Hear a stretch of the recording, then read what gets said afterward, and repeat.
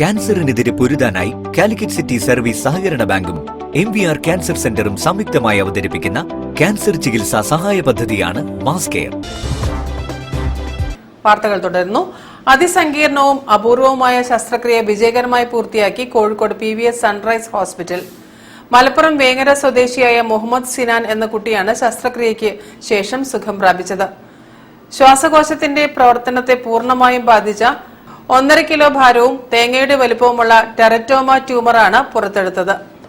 ഒരു സർജറി ചെയ്യാം, പക്ഷെ അത് കഴിഞ്ഞിട്ടുണ്ടാവുന്ന ബുദ്ധിമുട്ടുകൾ, post operative care, support staff, ഇതൊക്കെയാണ് വളരെ ഇമ്പോർട്ടന്റ്.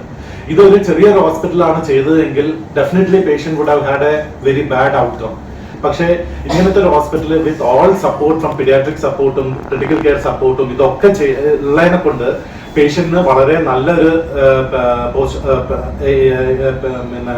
ഔട്ട്കമാണ് ഉണ്ടായത്.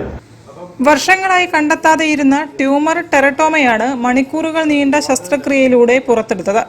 മലപ്പുറം വേങ്ങര സ്വദേശികളായ ഫൈസൽ സൽമത്ത് ദമ്പതികളുടെ മകൻ മുഹമ്മദ് സിനാനാണ് ശസ്ത്രക്രിയയ്ക്ക് വിധേയനായത്. മുടികൾ, പേശികൾ, എല്ലുകൾ, അസ്ഥികൾ എന്നിങ്ങനെ പലതരം ടിഷ്യൂ ചേർന്ന ട്യൂമറാണ് ടെറട്ടോമ.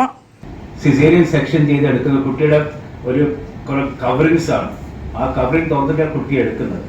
അതേപോലെ ഇതിന്റെ കവറിങ് തുറന്നിട്ട് ഇതെടുക്കുന്നത്. ഇത് ഇത്രയും വലിയ ട്യൂമറാണെങ്കിൽ ഈ മുറിവ് കൂടെ കിട്ടാൻ വെർച്വലി ഇമ്പോസിബിൾ ആണ്. ഫുൾ അങ്ങ് തുറക്കണം.